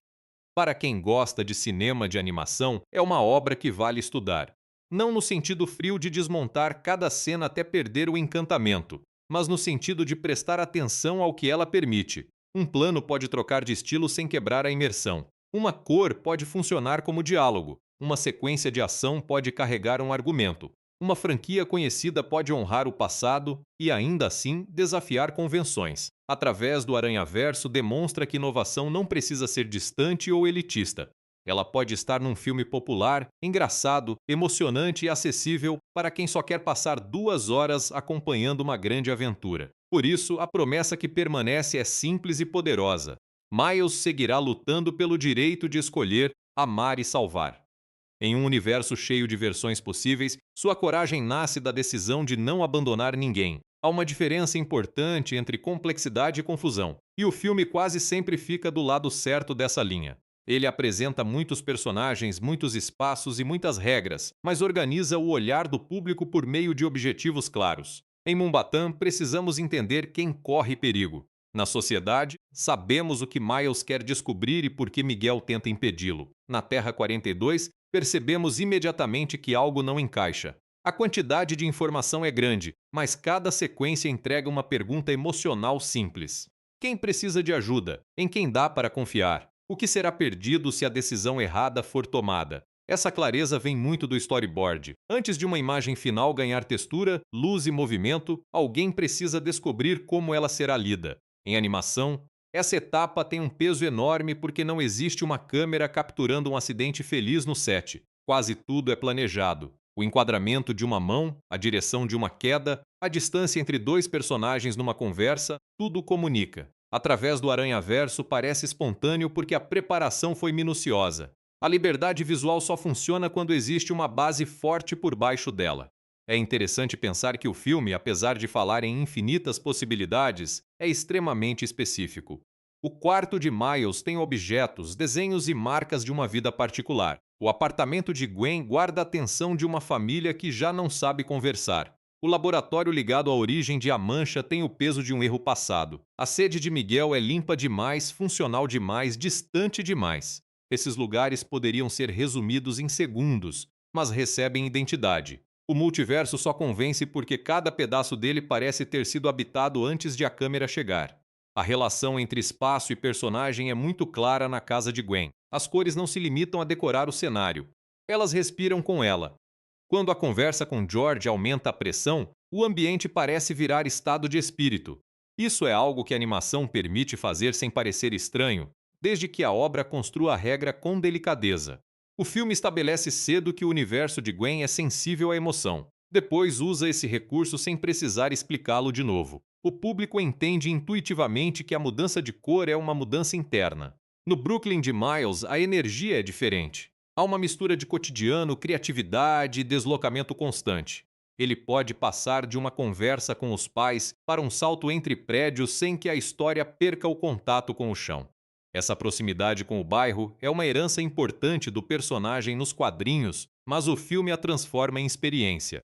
O público não precisa receber uma aula sobre o local para sentir que Miles pertence a ele. A cidade aparece no jeito que o protagonista se movimenta e no que ele teme deixar para trás. Mumbatã, por sua vez, mostra como um cenário pode ser cômico sem deixar de ser funcional. A cidade parece uma solução arquitetônica impossível, cheia de níveis, trens, passarelas e edifícios empilhados. A piada está na exageração, mas a ação usa essa exageração de verdade. Quando algo cai, há sempre outra rota, outro telhado, outra camada de trânsito. O espaço vira parceiro da coreografia. Isso dá à batalha uma identidade que não seria alcançada se ela ocorresse apenas em mais uma avenida destruída. A cena da perseguição na Sociedade Aranha tem uma qualidade quase musical. Miles começa com um objetivo direto, mas cada trecho introduz um ritmo novo. Um grupo fecha uma passagem, ele encontra uma brecha, a câmera muda de direção, um portal abre e a batida da sequência se reorganiza. Mesmo cercado por personagens reconhecíveis, o filme não perde o foco do corpo de Miles atravessando aquele labirinto. A coreografia conta uma história de resistência. Ele não está apenas correndo rápido, está aprendendo a não deixar que uma multidão defina seus limites. O uso de pausas logo antes ou depois de momentos intensos também é muito preciso. A produção sabe que uma revelação precisa de silêncio para assentar. Miles não ouve sobre o pai e imediatamente faz uma piada. Gwen não conta a verdade ao pai como se estivesse liberando uma informação de missão. A mancha não se torna assustadora apenas por aumentar de tamanho. Existe um instante em que entendemos que ele parou de se enxergar como figura ridícula. Esses espaços menores protegem a emoção da avalanche de acontecimentos. Quando se fala em identificação com super-heróis, às vezes a conversa fica limitada a poderes e fantasias. Através do Aranhaverso oferece identificação por meio de vulnerabilidades. Miles é bom em várias coisas, mas tem dificuldade de dizer a verdade. Gwen parece tranquila, mas vive em alerta. Miguel parece invencível, mas está preso ao passado. Peter B parece relaxado, mas carrega culpa por não ter sido completamente honesto. Esses conflitos são reconhecíveis mesmo para quem nunca enfrentou um vilão. A máscara amplia o drama, não substitui o drama. Há também um cuidado em não fazer de Miles um santo. Ele pode ser impulsivo, guarda informações, acha que consegue lidar sozinho com mais coisas do que realmente consegue. Às vezes responde mal porque está magoado. Essas falhas não diminuem sua coragem, tornam essa coragem mais significativa. Um protagonista perfeito não precisa escolher. Miles escolhe porque poderia recuar, porque pode errar, porque ninguém lhe dá certeza. A decisão de salvar Jefferson é forte justamente porque vem de alguém que entende o tamanho da aposta e mesmo assim não se conforma. Gwen também não é idealizada. Ela é brilhante em ação, mas emocionalmente evasiva. Quer proteger Miles, mas calcula errado o que proteção significa. Ao esconder o plano da sociedade, coloca o próprio medo acima do direito dele de saber. O filme deixa isso claro sem abandoná-la. Essa capacidade de criticar uma personagem e ainda preservar a empatia é valiosa. Gwen precisa reparar o dano, não ser declarada irremediável. O retorno para casa é o início desse reparo, porque ela finalmente troca a fuga por uma conversa verdadeira. Robbie representa uma forma de apoio que não invade. Ele percebe a dor de Gwen, entende a injustiça contra Miles e oferece recursos, mas não toma o centro da história. É um gesto pequeno e elegante do roteiro. Um personagem mais experiente poderia resolver tudo para os jovens, roubando deles a agência. Robbie faz o contrário. Ele ajuda a abrir a porta e deixa que Gwen passe por ela. A postura combina com seu espírito de independência e mostra que solidariedade não é mandar no caminho de alguém. Pavitra, em pouco tempo de tela, traz uma alegria que o filme precisa. Ele não ignora o perigo, apenas se recusa a abandonar a leveza. Essa característica impede que a discussão sobre eventos canônicos vire sermão sombrio. Pavitr vive uma realidade específica, ama as pessoas do seu mundo e reage com sinceridade quando elas correm risco. A destruição em Mumbatã atinge o público porque, antes dela, o filme fez aquela cidade parecer divertida e cheia de vida. A ameaça tem significado quando sabemos o que ela ameaça apagar. O pensamento de Miguel é sedutor porque oferece uma linguagem para o absurdo. Diante de universos instáveis, ele propõe regras. Diante de perdas sem sentido, propõe necessidade. Para alguém traumatizado, isso pode parecer a única maneira de continuar. O problema é que explicação não é justiça. Chamar uma tragédia de canônica não torna a tragédia menos cruel. Milius percebe essa diferença com mais clareza do que os adultos porque ainda não aprendeu a aceitar sistemas só por serem antigos. Ele não tem a autoridade de Miguel. Mas tem a pergunta que a autoridade evita. Essa pergunta muda a leitura de muitos filmes de herói. Quantas histórias usam morte como atalho para dar profundidade a um personagem? Quantas vezes uma perda é tratada como inevitável porque a franquia sempre fez assim? Através do Aranhaverso não afirma que dor não importa. Afirma algo mais difícil. Dor importa tanto que não deveria ser consumida como obrigação de gênero. Quando Miles se revolta, ele não está negando o sofrimento de Peter ou Miguel. Está recusando a ideia de que sofrimento alheio decide o que sua família deve suportar. Essa conversa se aproxima de uma das melhores tradições dos quadrinhos, a capacidade de se reinventar. Personagens impressos passam por décadas porque diferentes artistas os redesenham, diferentes roteiristas os colocam diante de novas perguntas e diferentes leitores encontram sentidos que antes não existiam. O Aranhaverso transforma esse processo editorial numa aventura literal. Cada versão do Homem-Aranha mostra que o símbolo pode sobreviver a alterações de tom, gênero, época e estilo. O que permanece não é uma sequência idêntica de acontecimentos, mas uma disposição para ajudar quando alguém precisa. Essa é outra razão para o papel de Miles ser tão central. Ele não aparece para substituir Peter Parker nem para provar que uma versão é superior à outra. Ele amplia a conversa. O personagem carrega elementos familiares, mas muda o centro de gravidade da história. Sua origem, sua família e seu bairro criam novas perguntas. O filme entende que legado não é passar uma cópia adiante. Legado é entregar uma ferramenta e permitir que a próxima pessoa construa algo diferente com ela. A máscara vira uma ponte, não uma parede. Há um prazer especial em ver uma produção tão cara defender ideias tão pouco conformistas. Grandes franquias costumam evitar finais que interrompem a história, antagonistas moralmente complexos ou visuais que desafiam expectativas de realismo. Através do Aranhaverso abraça esses riscos. O resultado não será igualmente confortável para todos, e isso é saudável. Arte popular não precisa ser neutra para alcançar muita gente. Pode ser vibrante, estranha, excessiva, emocional e ainda assim conversar com um público enorme. Miles permanece profundamente inspirador para todos.